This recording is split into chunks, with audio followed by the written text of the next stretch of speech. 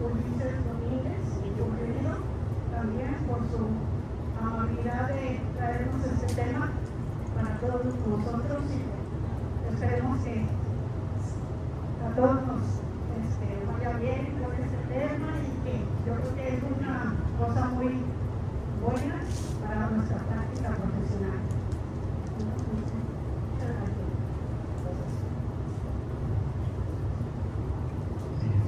Escucho bien. Bueno, muchísimas gracias por la asistencia. Gracias a la asociación por la difusión de la participación en la invitación de la plática que vamos a exponer. A continuación les detallo algunos datos del médico ponente, del médico Ulises Ismael Domínguez Pulido. Él es egresado de la Universidad Autónoma Metropolitana desde hace 30 años. Algo de su experiencia, tiene experiencia en crianzas desde hace más de 25 años. Él desarrolló la empresa Calfin México en el año 2007, esto enfocado en la prohibición de reemplazos. Actualmente se desempeña como investigador y desarrollador de productos, asesor en diferentes lecherías, principalmente en crianzas y en ganado bravo, ganado de lidia. Es expositor de temas a tratar, como el que vamos a ver el día de hoy, y tiene práctica privada en especies productivas, ¿no? Normalmente ve la gran mayoría de las especies, ganado bovino, cerdos, ovinos, ¿sí? Y es propietario, tiene propietaria en su ciudad natal de una clínica veterinaria en pequeñas especies. Son dos datos que presenta el doctor Ulises con la presentación de nuestra plática, el calostro como rentabilidad en la ganadería lechera.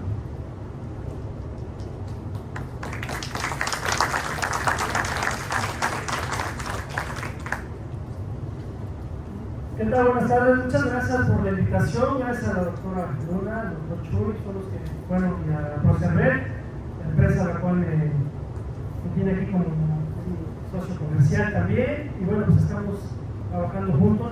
Muchas gracias por la presentación, doctor, te lo agradezco, estuvo muy buena, un poquito exagerada, pero bueno, gracias. Pero sí, bueno, muy amables a todos por venir, además sé que tienen muchas cosas que hacer, como todos los que estamos enfocados al gremio agropecuario. Pero como bien saben, pues mi nombre es Ulises Ismael Domínguez Pulido, soy gerente general de la empresa Calfin México. Nos dedicamos desde hace más de 20 años a la proyección de reemplazos lecheros. Esto surge desde el 2004 con la iniciativa y con la prerrogativa de que ya no se podían traer vaquillas al parto a México por el problema de la vaca loca o la espinglopatía, ¿no? Bovina. Entonces, eso bueno, fue lo que nos promovió y lo que nos catapultó para empezar a desarrollar productos o ver la manera de qué es lo que estamos sucediendo en la lechería y poder nosotros tener un poco más de reemplazos de los mismos estados. Bueno, y nuestro lema es proyectando reemplazos lecheros. Pues aquí, eso es lo que nosotros básicamente hacemos. Entonces el tema a tratar, la siguiente por favor. El tema a tratar va a ser el calostro como rentabilidad en la lechería. Este es un tema que bueno, muchos ya sabemos que el calostro es fundamental, es la base para nosotros poder proyectar todo esto. Pero ¿dónde empieza proyectando reemplazos lecheros? Todos pueden decir en la atención al parto, pueden decir que al momento de que vamos a calostrear, al momento de que nosotros recibimos a la nueva cría, pero en nosotros lo que hemos encontrado en base a la experiencia es que la crianza empieza desde el secado de la vaca. Ahí es donde nosotros tenemos que comenzar con nuestra predicción de reemplazos, con lo que ustedes hacen con la vaca seca, con la vaquilla que está próxima al parto. Hay que mandarlas de vacaciones, no las manden a los chatos, no las manden a chiqueros, no las manden con cualquier comida, porque están tratando de sobrevivir y están tratando de gestar una nueva vida, más aparte el dinero líquido blanco que conocemos como la leche. Entonces es muy importante que tengamos esto. Bueno, vamos a rápidamente repasar esto como clases de escuela. Bueno, vamos a ver la composición del calostro a la primera ordeña, porque hay de segunda, de tercera, leche de transición, y nos vamos a ir cambiando, pero esta es una de las más relevantes para nosotros. Vámonos con la gravedad específica, la cual está aquí estipulada. Los sólidos totales, 23.9. Estamos hablando, vamos a cerrarlo, estamos hablando de que tenemos 24% de materia seca, no hay más, todo lo demás es agua. Pues, pero dentro de este 23.9 o 24% de materia seca que nosotros tenemos en un litro, tenemos algo muy importante. Además de la grasa, la proteína total, la caseína, esto, las inmunoglobulinas casi totales y las IgG, que son gramos por decilitro. Estamos hablando de 3.2 gramos por decilitro. Eso quiere decir que estamos teniendo 32 gramos en un litro, ¿sí? Entonces, eso es lo que nosotros tenemos por decilitro. ¿Qué quiere decir? Que vamos a ocupar parte de estas inmunoglobulinas que van a estar recirculando y circulando en el sistema inmunitario. Recordemos que las becerritas son inmunoprivadas de mantener los anticuerpos por el tipo de placentación que tenemos en la vaca. Esto quiere decir que no hay manera de que se les puedan transferir o transmitir anticuerpos en el momento de la placenta, en el momento de la gestación, sino vía calostral. No son como otras especies que dentro de su maternidad empiezan a tener cierto desarrollo, pero hay una desventaja, que también se les pueden transmitir enfermedades. Es algo que dentro de todo esto, todos los investigadores se están viendo por qué sí un virus puede entrar y no pueden entrar los anticuerpos.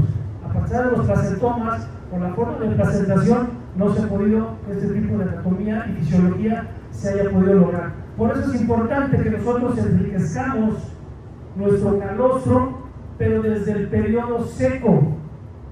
Presumiblemente podemos decir, bueno, pues yo vacuno o meto bacterinas contra ciertos patógenos que aquejan mi establo. ¿Quién te lo determina? ¿Qué vacunas y qué bacterias tienes que poner? La crianza. En la crianza nosotros es donde vamos a ver qué tipo de infecciones estamos presentando o se está presentando en nuestro establo y que debemos combatirlas, pero desde el periodo seco. ¿Vale? Entonces, bueno, ya lo demás son componentes, obviamente el azúcar de la leche también es muy importante y los demás minerales. Pero aquí tenemos algo mucho más importante todavía en el calostro que debemos tomar en cuenta, que esto no es una forma que lo desarrolla, esto lo desarrolla la ubre de la vaca. Y en esa ubre, con el momento de la ordeña, se van directamente hacia el calostro. Bueno, resumimos, inmunoglobulinas, pues tenemos todos estos, que son los factores de las IgG, las IgA y las IgE. ¿Vale? Son los factores de crecimiento, que son obviamente la somatotropina, pero aquí está lo que yo les decía, estos antimicrobianos, lactoperoxidasa, lisozima y la lactoferrina, son producidas en los conductos galactóforos, pero también se van acumulando en la última fase del parto. ¿Esto por qué es necesario? Para no tener que utilizar otro tipo de anticuerpos que no sean los antimicrobianos, o incluso he visto gente que se atreve a ponerles antibiótico a una recién nacida, o que empiezan a poner ciertos promotores para ayudarles, o hasta antihistamínicos, porque dicen, es que tuvo un mal parto, tiene este problema, ¿no? Que se nos libera, que son las hormonas que están dentro de la insulina y el cortisol, pero tienen su función muy importante. Cuando hay un parto distóxico, cuando hay ayuda al parto, cuando el parto se retardó, obviamente se libera mucho más cortisol y esto hace que haya una vasopresión de las vellosidades intestinales, que es donde el peso nanomolecular de las inmunoglobulinas no van a poder ser absorbidas porque ya son demasiado grandes para que sean atrapadas. Pero sí es muy importante tenerlos desde un principio, porque esto es un estimulante también. Es algo muy similar a lo que hace la cafeína.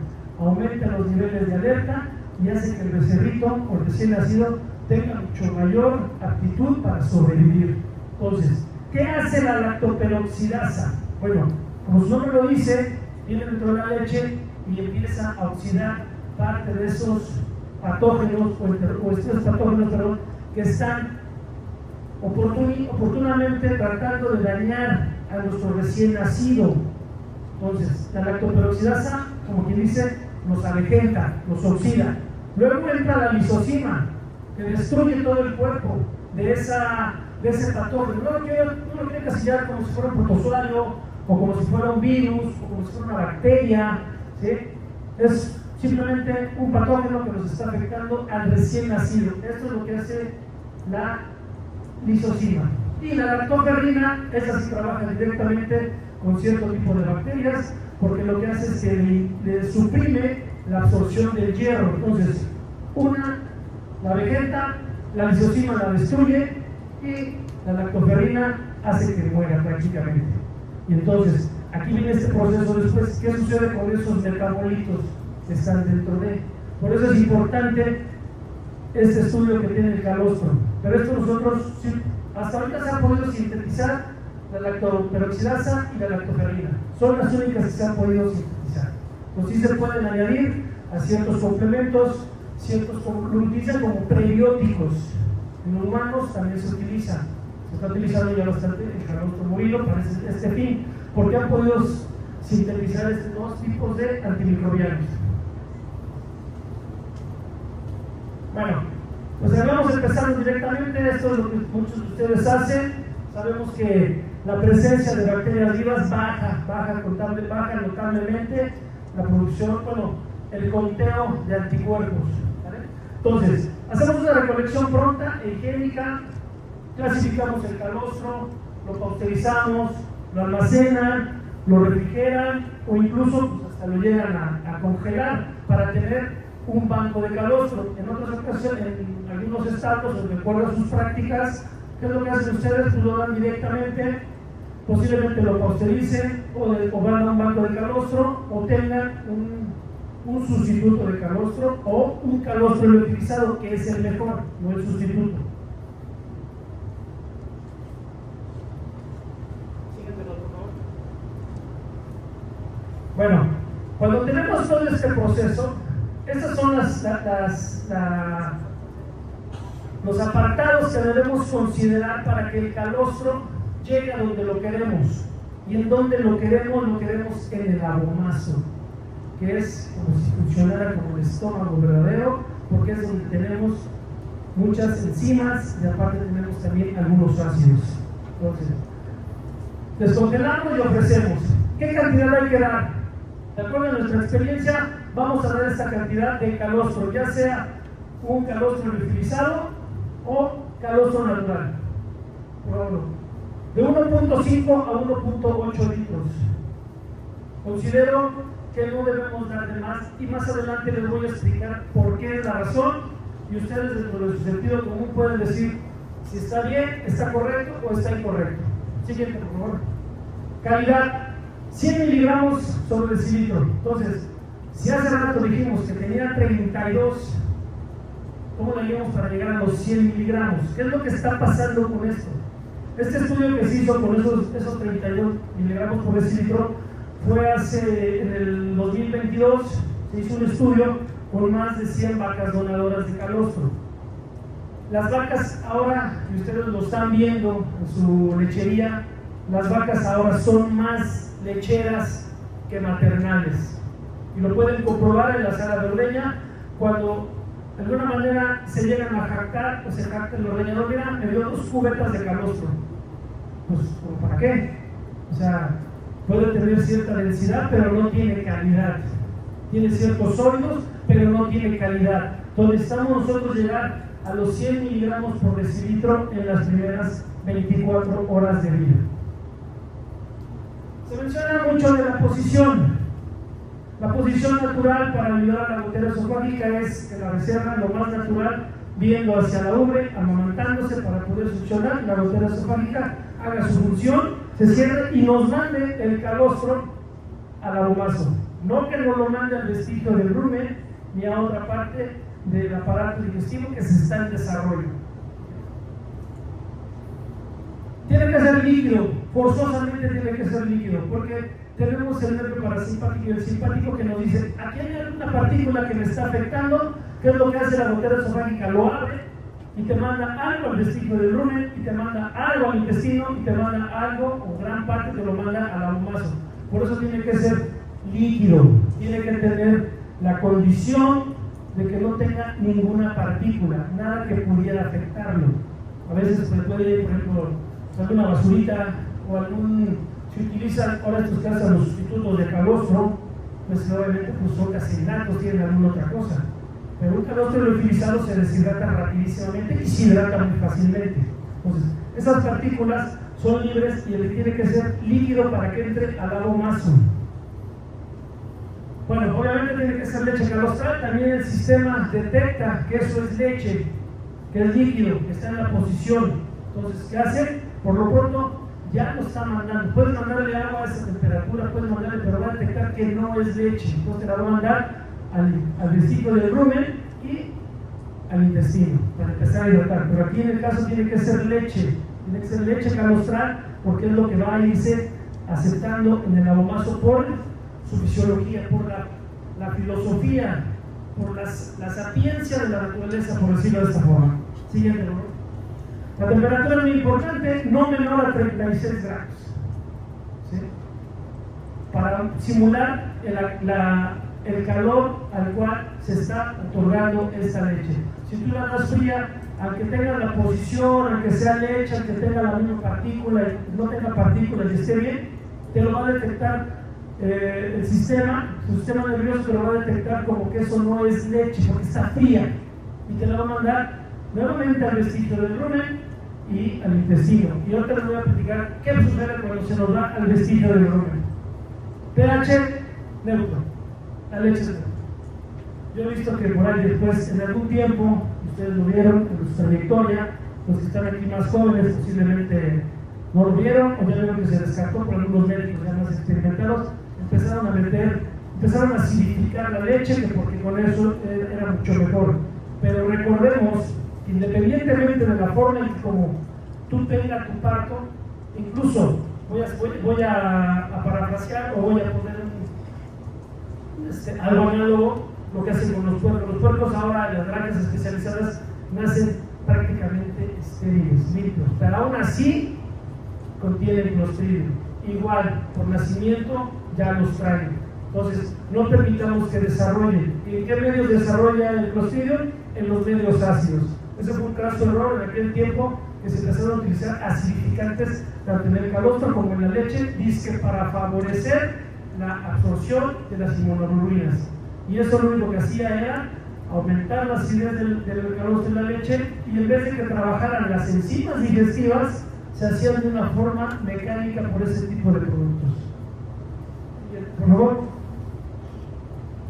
Bueno, ¿se acuerdan que les dije por qué vamos a dar esa cantidad? Vamos a distribuir lo que este estudio se hizo en el año 2019, se hizo con más de 495 becerros, fueron machos, se los aclaro.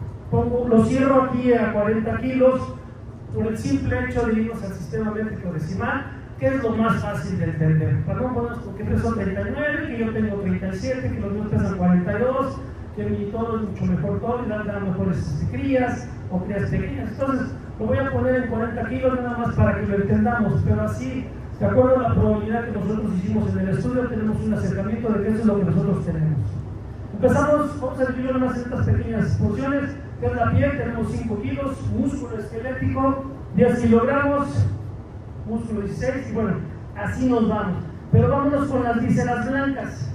Bueno, otros cerebro, ojos, líquidos, ¿no? Vísceras blancas, son 4 kilogramos. ¿Cuáles vamos a considerar nosotros como las vísceras blancas? Todo lo que sea el aparato digestivo, incluyendo páncreas, exceptuando el hígado, porque el hígado es de las vísceras rojas, ¿sabe? Entonces, así es como lo tenemos distribuido. Tenemos 4 kilos. Y yo he escuchado, y yo lo escuché, y a mí me lo enseñaron, y después lo descarté y lo deseché, porque descubrimos esto en Cartil México, que decían, tienes que darle el 10% de su peso corporal al nacimiento. Si te pesó 40 kilos, le vas a dar 4 litros. Y así sucesivamente. Si te pesó 35, 3.5. Pero de cajón, ¿qué hacemos? Le damos 4 litros. O Dicen, lo que se quiera tomar, no. Tiene que ser de 1.5 a 1.8, porque estamos hablando de volumen, y ese volumen nos va a causar ciertos daños en nuestro recién nacido. Siguiente, por favor. Aquí tenemos un esquema. Bueno, esta es la gotera esofágica, ahí se alcanza a ver, es un esquema obviamente. El peso del abomazo, esta pequeña víscera, pesa 600 gramos. No pesa más. La capacidad volumétrica 2.2, sin distenderlo, sin hacerlo, porque es un globo pendulante. Por eso las vacas se desplazan, porque esa cosa está flotando. No tiene la manera de quedar fija en ningún lado. No hay ningún nervio, no está utilizando el mesenterio para detener. El mesenterio es la capita que cubre las tripas para que no se nos anden como locas por todos lados. Están unidas las tripas. Y ahí es donde tenemos la gran cantidad de los linfocitos para ayudarnos a los anticuerpos, todo lo que son los humos. Ahí están en el mesenterio, ¿vale? Entonces, y luego tenemos que esta capacidad del abomazo tiene enzimas digestivas capaz bastante para, estas siglas las han visto en los medicamentos, significa eso, capaz bastante para 1.5 a 2 litros de calostro, no pueden con más. El ejemplo es muy sencillo. Si ustedes quieren fabricar, vamos a hacerlo como lo hacían antes, 1 kilo de queso, se utilizaban 10 litros de leche y salía 1 kilo de queso. Entonces, ¿por qué? Porque se hacía el caseinato y se cuajaba la leche con cierta cantidad de enzimas para hacer la cuajada, principalmente la renina. ¿Qué pasa si tú dices, bueno, yo quiero hacer más queso, pero tengo muy poquito cuajo? Pues le voy a poner 15 o le voy a poner 20. Eso ya no se cuajaba. ¿Qué pasaba? Solamente se cortaba la leche, se hacía vinagrada y se separaba, pero nunca había una cuajada. Prácticamente estábamos terminando haciendo, si fueran calostros, estaríamos haciendo chongos. Y eso pues es un dulce, ¿verdad? Entonces, por favor, graben esto. Es importante que se graben esto, que lo tengan en cuenta para poder continuar y le vayamos dando secuencias. Siguiente, por favor. Aquí esta es una becerrita que pesó 40 kilos al nacimiento. Estos son 2 litros de calostro. Es un espacio que ocupa bastante. Son 2 litros de calostro. Vean el espacio que está ocupando de su capacidad abdominal. Todo eso hace que se distienda el abomazo. Entonces, si esto hace con 2 litros, ¿qué pasa con 4? Prácticamente ocupa más de la mitad de la becerra de su capacidad abdominal. ¿Cómo es posible que le podamos meter tanta cantidad? No tiene ni la capacidad volumétrica, aunque se distienda. No tiene la capacidad de enzimas para que pueda digerir todo ese calostro. ¿Qué sucede? Muchas personas me han dicho, ¿sabes qué? Mi becerrita al segundo día empezó a dar neumonía y empezó a tener una respiración costoabdominal y empezó a respirar con el abdomen. ¿Por qué sucede eso? Porque ese gran volumen que está obstruyendo el diafragma, algunos lo conocen como arrachera, no deja que respire, porque el diafragma es el que hace la fuerza negativa, positiva para hacer el vacío y pueda jalar el aire. Pero nosotros respiramos de una manera con los pulmones, somos pulmonares al igual que la vaca, al igual que los bovinos. Entonces, ¿qué se necesita? Al estar oprimiendo con esa cantidad de líquido el diafragma, no hay manera de que pueda hacer la fuerza negativa para que él se distienda la pleura y los pulmones se llenen de aire. Entonces tiene que buscar otra forma de ayudarse a respirar. Incluso llegan a atreverse a inyectar la becerra contra neumonía. Recordemos que el periodo de incubación de las bacterias es de 5 a 7 días. ¿Cómo se pudo haber contaminado tan rápido? Y si fueran virales es de 7 a 15 días o 8 días. Y ya tenemos un problema de una infección viral o bacteriana. ¿Cómo es posible que tú digas, te voy a dar un tratamiento? Primero tienen que revisar qué cantidad dieron de calostro para evitar este tipo de problemas. ¿Qué sucede después con esto? Esta cantidad de calostro no se puede digerir de una manera normal. Las enzimas no alcanzan a digerir 4 litros de calostro.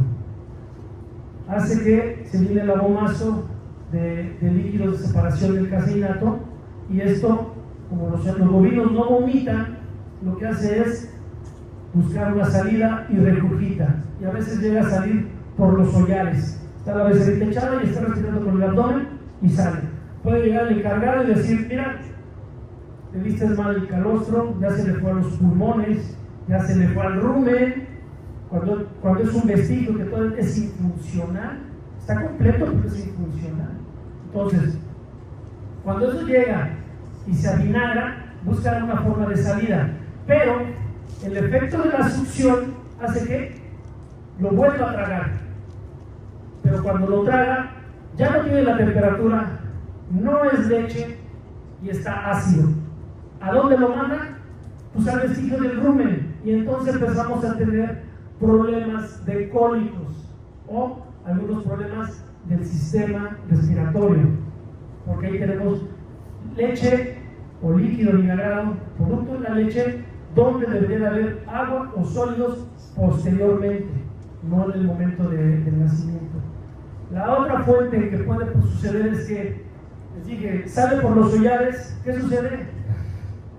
Broncoaspira y se le va al primer árbol de los pulmones y empieza a ver una respiración agitada, moqueo, y entonces incluso hasta moco caseinado o blanco empieza a salir por los hollares y dice: neumonía. Ya se olvidaron del problema del cólico, neumonía, y no es neumonía. Tienes líquido donde debe haber aire, por eso viene de neumático, neumonía, o sea, tiene que haber aire ahí, no líquidos. Y luego aparte es leche, porque eso con la respiración se deshidrata, empezamos a tener problemas de alergia. Y muchos llegan con el estetoscopio y empiezan a escuchar como si estuvieran serruchando madera así. Se le fue a los pulmones el calostro, ¿no? No pudo crecer de una manera porque va por el tracto digestivo. Lo broncoaspiró porque tuvo que buscar una salida, ese volumen la tuvo que buscar y la regresó. Muchos me van a decir, me pueden preguntar al final: bueno, ¿y qué pasa si mi becerra me pide más? Porque yo he visto que me pide más, le doy 4 y se los acabo y todavía quiere más. O 4 son los que a mí me han funcionado. Pero lo que tenemos que buscar es calidad de calostro. El calostro tiene 2 valores muy importantes. El primero es el valor inmunológico. No hay vuelta de hoja. ¿Sí? El segundo valor que tiene el calostro es dietético. Todos los ingredientes que vimos anteriores, la lactosa, los azúcares, el calcio, el fósforo, el magnesio, las vitaminas, la grasa láctea, las proteínas de inmunoglobulinas, proteínas sanguíneas también. O sea, son parte de nutrición dietética. Pero lo más importante es la nutrición inmunológica. Y hablamos de 100 miligramos por decilitro. Lo que vendría siendo 100 gramos por litro. Es lo que nosotros tenemos o debemos de tener. ¿Sí? Entonces, aquí no caben estos. Me quedé en el limbo. ¿Por qué sigue pidiendo leche la becerra? Porque son mamíferos. Tienen el efecto por nacimiento de la succión, de mamar.